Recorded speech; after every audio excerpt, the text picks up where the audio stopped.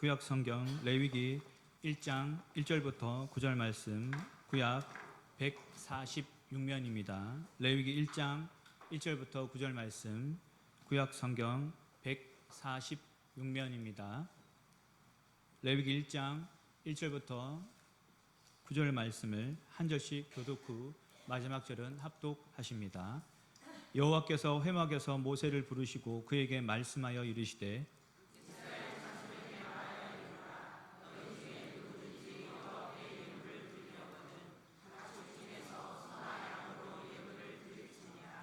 그 예물이 소의 번제이면 흠없는 수컷으로 회막문에서 여호와 앞에 기쁘게 받으시도록 드릴지니라.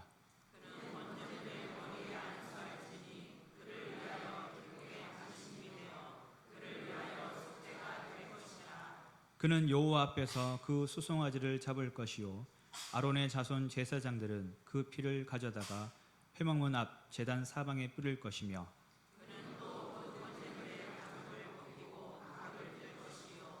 제사장 아론의 자손들은 제단 위에 불을 붙이고 불 위에 나무를 버려놓고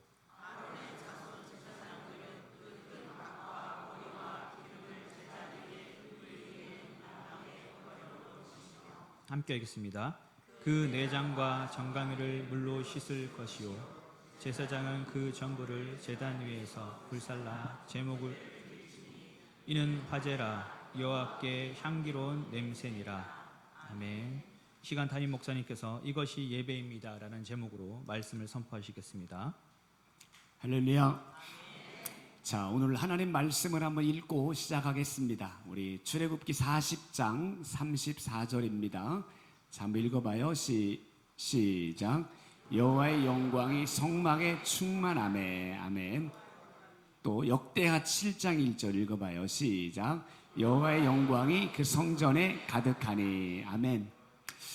성막에 하나님의 영광이 충만했습니다. 성막은 이스라엘 백성들이 광야 40년 동안 생활할 때 삶의 중심지에, 근데 그 성막 안에 하나님의 영광이 충만했다라고 말하고 있고, 역대하 7장의 성전은 솔로몬이 건축한 최초의 성전이죠. 그 성전 안에 하나님의 영광이 가득했다라고 고백합니다.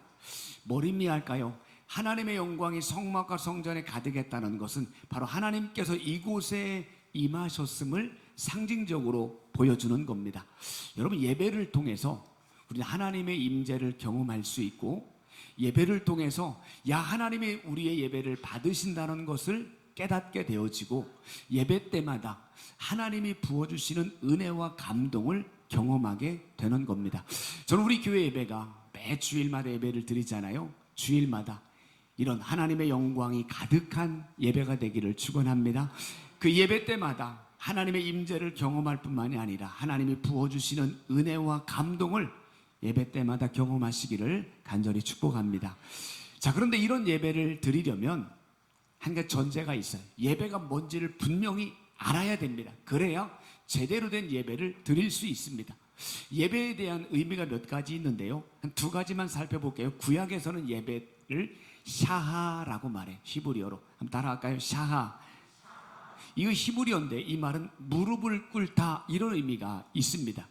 신약 성경에서 예배를 말할 때는 프루스퀴네오라는 말입니다. 한번 따라해볼래요? 프루스퀴네오. 네, 이 말은 의미는 뭐냐면 입 맞추려고 나아가다, 이런 의미가 있어요. 여기 두 가지 말을 가만히 종합해보면 예배는 뭐냐? 무릎을 꿇고 하나님께로 나아가는 것, 이것이 바로 예배다라고 말할 수 있고요.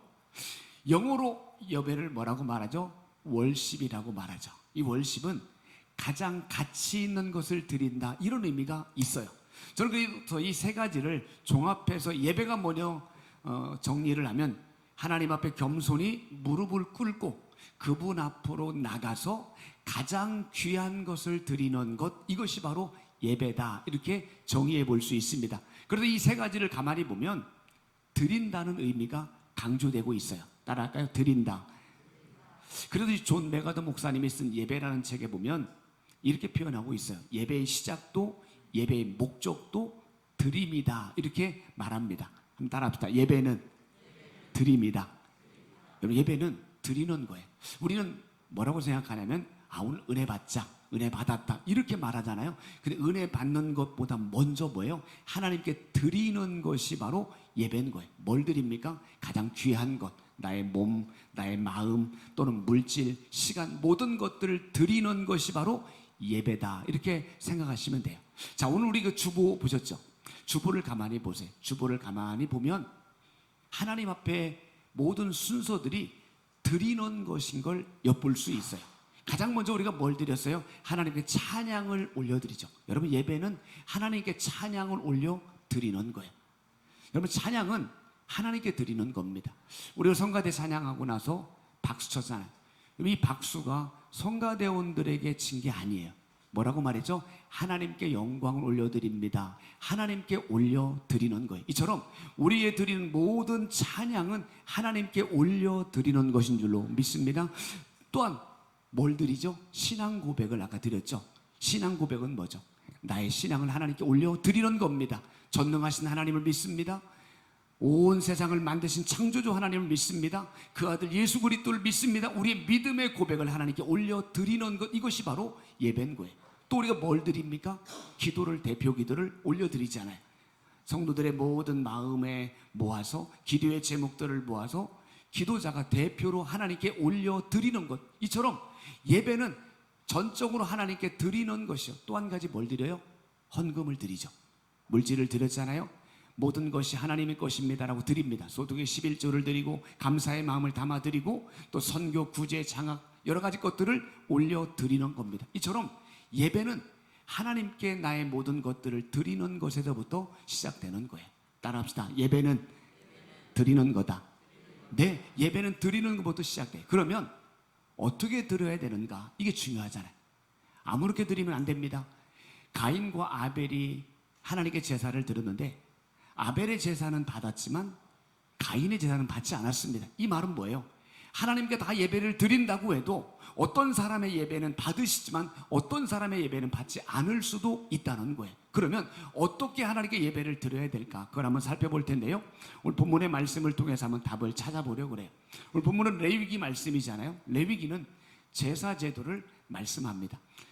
성경 중에 읽기가 가장 어려운 게 바로 레위기입니다.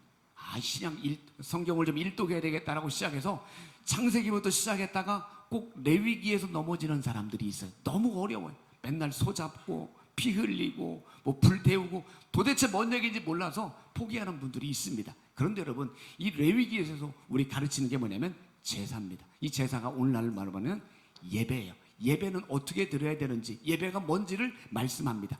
오늘 말씀 읽었던 말씀은 번제에 대한 말씀이죠. 번제는 가장 많이 드리는 제사, 하나님 앞에 헌신을 다짐하는 제사입니다. 자, 그러면 어떻게 예배를 드려야 될까?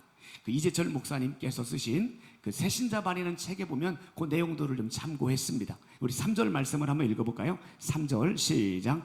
그 예물이 소의 번제이면 흠없는 수컷으로 회막문에서 여호와 앞에 기쁘게 받으시도록 드릴지니라. 아멘.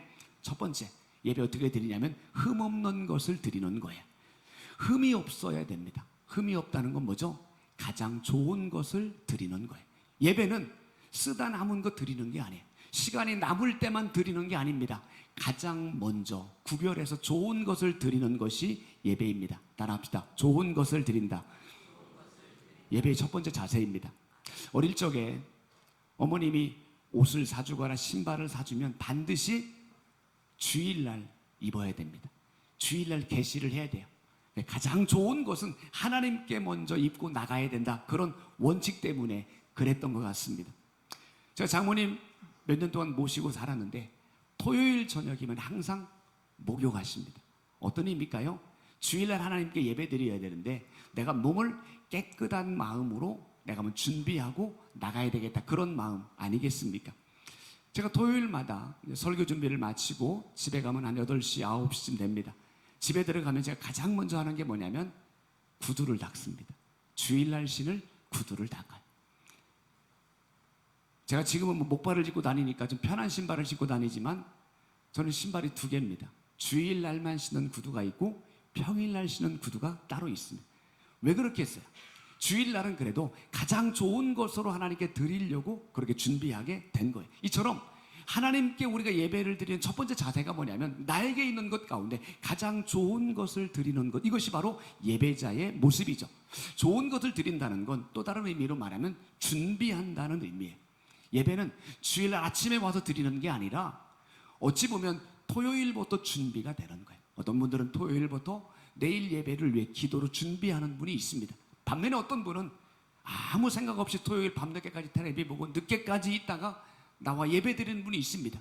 그렇게 준비한 사람과 그렇지 못한 사람의 예배가 똑같을 수가 없는 겁니다. 어떤 분들은 주일날도 예배 전에 와서 기도로 예배를 준비하는 분이 계십니다. 반면에 어떤 분은 허겁지겁 옵니다. 시간도 늦게 옵니다. 그렇게 와서 드린 사람과 기도로 준비한 사람의 예배가 똑같은 예배일 수가 없는 겁니다. 예배는 준비되어져야 되는 거예요. 할 수 있으면 주일날 입을 옷을 미리 준비하는 것도 필요합니다. 주일날 드릴 헌금도 미리 준비하는 것도 필요합니다. 미리 와서 기도로 준비하는 것도 필요합니다. 이렇게 준비된 예배를 드릴 때 하나님이 기쁘게 받으실 줄로 믿습니다. 4절, 5절, 6절 여기 보면 반복적으로 나오는 한 단어가 있어요. 그는, 이런 말이. 그는 세 번이나 나와요. 이 그는 누구를 가리킬까요? 재물을 갖고 나오는 제사 드리는 사람을 가리킵니다. 지금으로 말하면 예배자죠. 이 예배자는 소나 양을 가지고 와서 예배를 드리는데 가장 먼저 뭘 하냐면 그 소나 양의 머리에 안수합니다. 이 말은 뭐죠? 나의 모든 죄가 너에게로 다 전가되었다, 그런 의미입니다. 자, 그리고 나서 뭐예요? 이 사람은 짐승을 잡습니다. 여러분, 제사장이 잡는 게 아니에요. 내가 제사를 드리는 사람이 소나 양을 가지고 와서 내가 죽이고 내가 가죽을 벗기고 내가 그 각을 떠요. 뼈를 다 바르고 고기를 자르고 내장을 씻어내고 불을 태우고 이 모든 것들을 제사 드리는 사람이 하는 거예요. 생각을 해보세요. 얼마나 힘들었겠어요. 몇 년 전에 시골 아버지가 불러서 갔더니 닭을 줍니다. 닭을 가지고 잡아서 또 뜨거운 물에 넣었다가 털을 뽑아가지고 내장 다 발라낸 그 일을 하는데도 몇십 분 걸리더라고요. 그런데 여러분, 소 한 마리를 잡고 양 한 마리를 잡는 게 얼마나 많은 시간이 걸릴까요? 그렇게 잡는 과정을 통해 온 몸은 피로 뒤범벅될 겁니다. 이것이 바로 구약시대에 하나님께 드렸던 제사입니다. 왜 하나님께서 이렇게 힘든 제사를 드리게 했습니까? 그 제사 드리는 의미 속에는 두 가지 의미가 담겨져 있습니다. 하나는 회개입니다. 내 모든 죄가 이 소나 양에게 전가되었다. 나의 죄 때문에 바로 이 소나 양이 죽었다. 하나님, 나의 죄를 고백합니다 라는 회개의 의미가 담겨져 있어요. 또 한 가지는 이 제사 속에는 내가 죽어야 되지만 내 대신 양이나 소가 죽었기 때문에 나의 모든 죄는 하나님을 통해서 용서함 받았다. 그 용서해 주신 하나님의 은혜에 대한 감사의 고백이 담기게 됩니다. 그래서 예배 때마다 회개와 감사의 고백이 있게 되는 거죠. 오늘도 마찬가지입니다. 우리 주일날마다 예배를 드리지만 이제는 소를 잡을 필요는 없잖아요. 예수님께서 제물이 되셔서 우리의 모든 죄를 담당해 주셨기 때문입니다. 하지만 예배 드릴 때마다 한 주간 동안 하나님 뜻대로 살지 못한 것에 대한 회개의 고백이 있어야 되고요. 또 한 가지는 나의 모든 죄를 용서해 주신 하나님의 은혜에 대한 감사의 고백이 있어야 됩니다. 이처럼 예배는 나에게 있는 모든 것을 하나님께 드리는 것부터 시작됩니다. 어떻게 드린다고요? 따라합시다. 좋은 것으로, 회개함으로, 감사함으로. 세 가지가 바로 예배를 드리는 자세입니다. 자, 그러면 그렇게 하나님께 예배를 드리면 어떤 일이 벌어질까요? 하나님이 그 예배를 받으시면 하나님께서 우리에게 주시는 게 있어요. 우리 입장에서는 하나님이 주시는 것을 받게 되는 거예요. 뭘 받을까요? 자, 솔로몬의 이야기를 한번 해볼게요. 솔로몬이 왕이 되자마자 뭐 합니까? 일천번제를 드립니다. 1000마리의 양을 하나님께 올려드립니다. 그런데 하나님이 그 제사를 굉장히 기뻐하십니다. 너무너무 기뻐해서 꿈에 솔로몬에게 나타나서 뭐 합니까? 내 소원이 무엇이냐라고 묻게 됩니다. 그 솔로몬이 지혜를 달라라고 말하니까 지혜뿐만이 아니라 부귀, 영화, 모든 것까지도 하나님이 다 주십니다. 자, 보세요. 솔로몬은 하나님 앞에 자기의 가장 귀한 것을 올려드렸더니 하나님께로부터 지혜와 은혜와 수많은 복을 받게 된 거예요. 여러분, 예배의 첫 번째가 드림이라고 말했죠. 예배의 두 번째는 받음입니다. 따라합시다. 받음. 다시요. 받음. 내가 하나님께 나의 가장 귀한 것을 드리고 나면 하나님이 그걸 받으시고 우리에게 귀한 걸 주시는데 그 하나님이 주시는 은혜와 복을 받게 되는 것, 이것이 바로 예배예요. 아까 예배 순서를 살펴보았잖아요. 하나님께 다 드리는 거예요. 찬양도 고백도 헌금도 다 드렸죠. 그런데 예배 때 받는 게 있어요. 찬양을 하나님께 올려드리기도 하지만 찬양을 통해 하나님이 주시는 은혜를 받기도 합니다. 한국의 찬양이 깊은 울림이 될 때가 있어요. 때로는 성가대의 찬양이 되게 마음의 감동으로 다가올 때가 있어요. 왜? 하나님이 찬양을 통해 나에게 은혜를 주시는 거예요. 또 말씀을 보세요. 말씀을 들을 때 그 하나님이 나에게 주시는 깊은 은혜를 깨닫게 되어져요. 말씀은 단순한 목사의 강연이 아닙니다. 하나님께서 주의 종의 입술을 통해서 나에게 주시는 하나님의 말씀인 거죠. 그 말씀 속에는 하나님이 나를 얼마나 사랑하시는지를 느끼게 되어지고 그 말씀 속에는 내 잘못을 보게 하는 찔림을 느낄 수 있기도 하고 그 말씀 속에는 내가 어떻게 살아야 될지 삶의 길잡이를 깨닫게 되어집니다. 그걸 깨닫는 시간이 하나님의 은혜를 경험하는 시간인 거예요. 하나님 말씀을 하나님께서 나에게 주시는 말씀으로 받으시기를 간절히 축원합니다. 또 한 가지가 있어요. 예배 때 우리가 받을 수 있는 게 축도예요. 축도는 복을 비는 기도예요. 따라합시다. 복을 비는 기도. 주의 종이 예수 그리스도의 이름과 하나님의 사랑과 성령의 감동으로 성도들에게 복을 내려달라고 기도하는 것이 바로 축도입니다. 이 축도의 귀함을 모르시는 분은 설교 끝나면 가는 분이 있어요. 그 축도의 귀함을 몰라서 그래. 주방에 빨리 밥 한다고 축도 받기 전에 내려가는 분이 있어요. 여러분 그러지 않기를 바라요. 하나님께서 주의 종의 입술을 통해서 주시는 그 빌어주는 그 기도, 그 복의 내용, 그 기도를 듣고 가셔야 되는 거죠. 이처럼 내가 하나님께 올려드리는 것이 예배라면 나중에 하나님께로부터 임하는 은혜와 감동과 복을 받는 것, 이것이 바로 예배인 겁니다. 저는 우리의 매 주일마다 드리는 예배가 나의 모든 것, 나의 귀한 것을 올려드리는 예배가 되시기를 간절히 축원합니다. 그래서 예배 때마다 왔다가 그냥 가는 예배가 아니라 정말 하나님이 예배를 통해서 만나주시고 하나님이 부어주시는 은혜를 경험하고 그분의 사랑을 깨닫게 되어지고 그분이 예비하신 하나님의 복을 경험하는 그런 우리의 예배가 되시기를 간절히 축원합니다. 자, 한 가지 더 이야기할게요. 예배 요소 가운데 첫 번째가 뭐였죠? 드림. 두 번째는 받음. 세 번째 따라합시다. 나아감. 이건 뭐냐면 세상을 향해 나가는 거예요. 우리 한번 읽어볼까요? 로마서 12장 1절 한번 읽어봐요. 로마서 12장 1절 시작.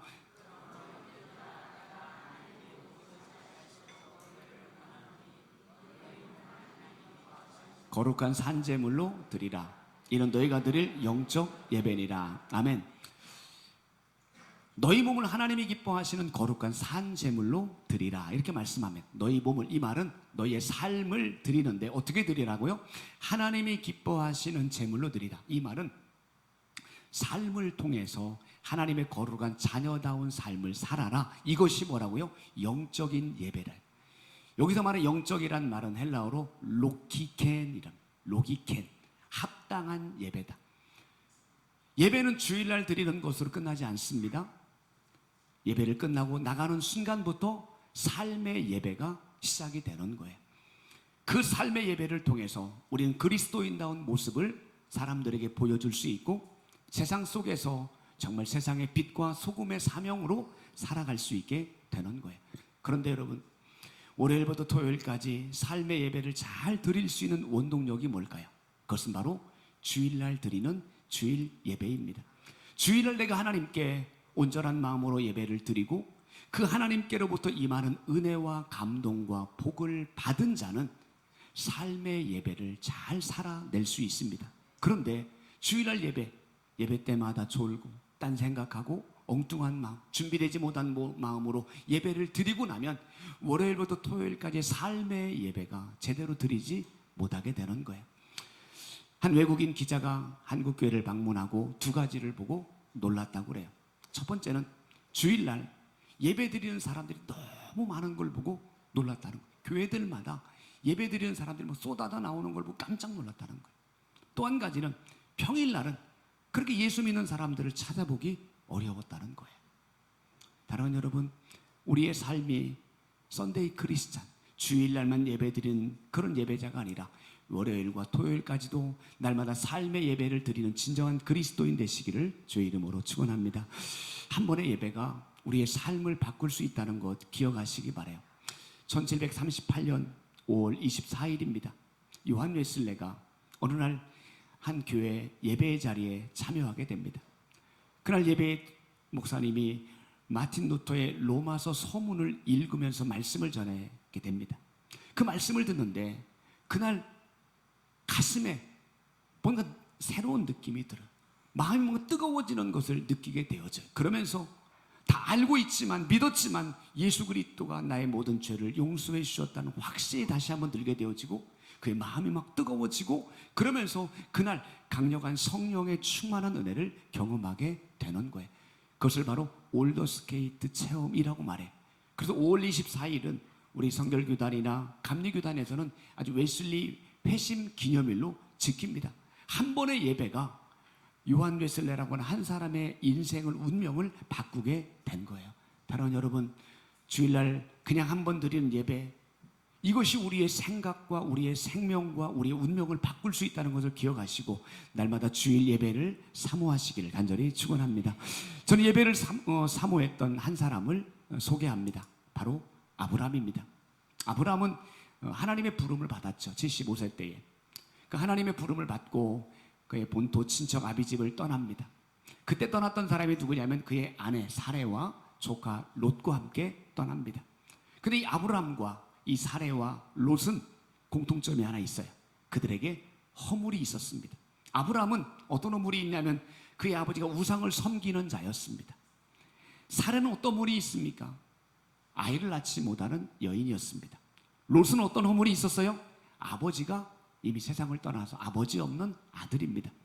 이 세 사람은 허물이 있는 삶이었음에도 불구하고 하나님 말씀 앞에 순종하며 따라갑니다. 하나님이 그들을 어디로 이끌어갈까요? 가나안으로 인도합니다. 그런데 가나안 땅에 들어갔더니 어떤 일이 벌어질까요? 우리 창세기 12장 6절 한번 읽어봐요. 창세기 12장 6절 시작. 그때 가나안 사람이 그 땅에 거주하였더라. 아멘. 하나님이 보내신 곳에 와보니까 그곳에 이미 살고 있는 사람들이 있었던 거예요. 결국 그들 앞에 이렇게 그들이 텃세를 부림으로 이 아브라함과 일행들은 결국은 그곳을 떠날 수밖에 없는 거예요. 9절도 한번 읽어볼까요? 9절 말씀 시작. 점점 남방으로 옮겨갔더라. 아멘. 분명히 하나님이 보내신 곳에 순종하며 왔는데 그곳에 정착할 수 없고 여기로 갔다가 저기로 갔다가 떠돌이 인생을 살아갈 수밖에 없던 거예요. 아브라함의 마음이 얼마나 힘들었을까요? 하나님 말씀에 순종하면 모든 일들이 잘 될 줄 알았는데 여기저기 정처 없이 떠돌아다니는 떠돌이 인생으로 살게 된 겁니다. 그런데 그런 떠돌이 삶을 살아가는 와중에도 아브라함이 포기하지 않았던 한 가지가 있었습니다. 우리 12장 7절 한번 읽어봐요. 시작. 그가 그곳에서 제단을 쌓고 아멘. 또 8절도 읽어봅니다. 시작. 그가 그곳에서 여호와께 제단을 쌓고 아멘. 13장 4절 시작. 그가 거기서 여호와의 이름을 불렀더라. 아멘. 보세요. 떠돌이 인생입니다. 누구도 반겨주지 않습니다. 그럼에도 아브라함은 가는 곳곳마다 하나님 앞에 제단을 쌓는 일을 멈추지 않습니다. 세겜으로, 베델로, 남방으로, 또 베델로. 아브라함에게 예배는 어떤 의미일까요? 내가 의지할 분은 하나님밖에 없음을 고백하는 믿음의 고백입니다. 아브라함에게 예배는 뭘까요? 내 미래를 알 수 없지만 내 미래를 하나님의 손에 맡겨드립니다 라고 하는 신앙의 고백이 바로 예배였던 겁니다. 그렇게 떠돌이 인생을 살아가는 아브라함이 가는 곳마다 자신의 삶을 하나님께 드릴 때 이것이야말로 참다운 예배자의 모습이죠. 하나님은 이런 참다운 예배자를 찾으시고 그런 예배자를 기뻐하시고 그리고 그런 예배자에게는 반드시 하나님께서 주시는 것들이 있어요. 우리 13장 2절 말씀 또 읽어볼까요? 13장 2절 시작. 아브라함에게 가축과 은과 금이 풍부하였더라. 처음 떠날 때는 이런 표현이 없습니다. 그런데 가는 곳곳마다 떠돌이 삶을 살았지만 이상한 것은 그때마다 하나님이 가축도 금도 은도 필요한 것들을 채워서 굉장히 풍성한 삶을 누리게 했다는 거예요. 사랑하는 여러분, 하나님 앞에 참다운 예배자로 살아갈 때 그 하나님께서 우리의 삶에 필요한 것들을 반드시 채워주실 줄로 믿습니다. 또 13장 5절 6절 읽어봐요. 13장 5절 6절 시작. 보이는 땅을 내가 너와 내 자손에게 주리니 영원히 이르리라. 내가 내 자손이 땅에 티끌 같게 하리니. 아멘. 풍부한 은과 금과 가축만 주신 것이 아니라 언약을 주십니다. 근데 그 언약의 내용이 뭐예요? 너와 내 자손을 영원한 언약의 백성으로 삼아 주겠다는 거예요. 결국 약속대로 아브라함은 믿음의 조상이 됩니다. 아브라함의 자손 가운데 다윗이 나옵니다. 아브라함의 자손 가운데 예수 그리스도가 나오게 됩니다. 모든 것의 출발은 어디예요? 하나님을 향한 온전한 예배자의 모습이었던 거예요. 사랑하는 여러분, 자녀가 잘 되길 원하십니까? 여러분의 손주가 하나님의 은혜와 복을 누리기를 원하십니까? 여러분이 먼저 하나님 앞에 온전한 예배자, 참다운 예배자로 살아가시기를 간절히 축원합니다. 우리 사울왕과 다윗 왕의 차이 많이 있지만 딱 한 가지만 이야기하면 예배입니다. 사울은 40년 동안 왕으로 통치하면서 하나님의 임재에 상징하는 언약궤 법궤 앞에 한 번도 나가지 않습니다. 반면에 다윗은 왕이 되자마자 가장 먼저 했던 것이 하나님의 법궤를 다윗성으로 옮기는 일을 하는 거예요. 삶의 자세가 달라요. 하나님을 예배하는 자와 그렇지 못한 자의 삶의 결론은 다를 수밖에 없습니다. 말씀 마무리합니다. 사랑하는 여러분, 예배는 아무나 드릴 수 있는 게 아닙니다. 구원받은 하나님의 자녀만, 예수 그리스도를 통해 생명을 얻은 자만 예배 드릴 수 있는 겁니다. 작년에 우리 양 경로당에서 몇 분들이 와서 예배를 드렸던 적이 있습니다. 그분들은 다 믿지 않는 분들입니다. 그들이 예배를 드리고 나서 가면서 이렇게 말씀했습니다. 오늘 목사님 좋은 말씀 감사합니다. 근데 그들은 예배를 드리는 게 아니라 예배 참석한 겁니다. 예배 참석하면 하나님의 은혜 맛볼 수 없습니다. 예배에 참석하는 사람은 하나님이 부어주시는 감동을 경험할 수도 없습니다. 예배에 참석하는 사람은 아무런 변화도 느끼지 못하는 겁니다. 하나님이 주시는 은혜와 감동과 하나님의 복은 하나님을 전심으로 예배하는 예배자만이 경험할 수 있습니다. 그래서 저는 이렇게 말하고 싶습니다. 예배는 특권이다. 따라합시다. 예배는 특권이다. 한번 다시요. 예배는 특권이다. 사랑하는 여러분, 이 거룩한 특권 결코 놓치지 않기를 바랍니다. 매 주일마다 예배 잘 드릴 수 있기를 바랍니다. 정말 하나님 앞에 좋은 것을 올려드리는 예배, 하나님 앞에 회개하며 드리는 예배, 하나님 앞에 감사의 고백을 드리는 그런 예배를 주일마다 드릴 수 있기를 축원합니다. 그리고 그렇게 올려드림으로 하나님께서 예비하신 은혜, 하나님께서 부어주시는 감동, 하나님이 주시는 삶의 변화시키는 놀라운 복을 주일의 예배를 통해 경험할 수 있기를 바랍니다.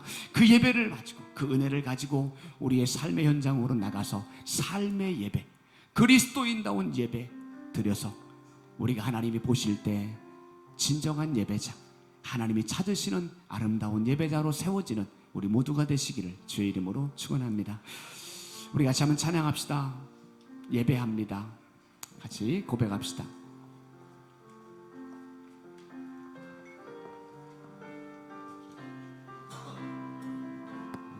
완전하신 나의 주,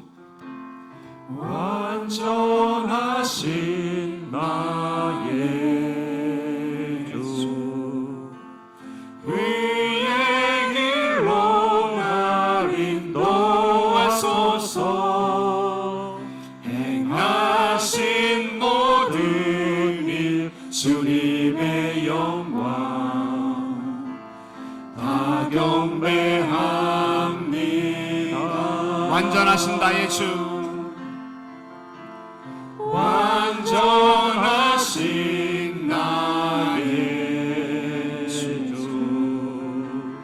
의의 길로 날 인도하소서. 행하신 모든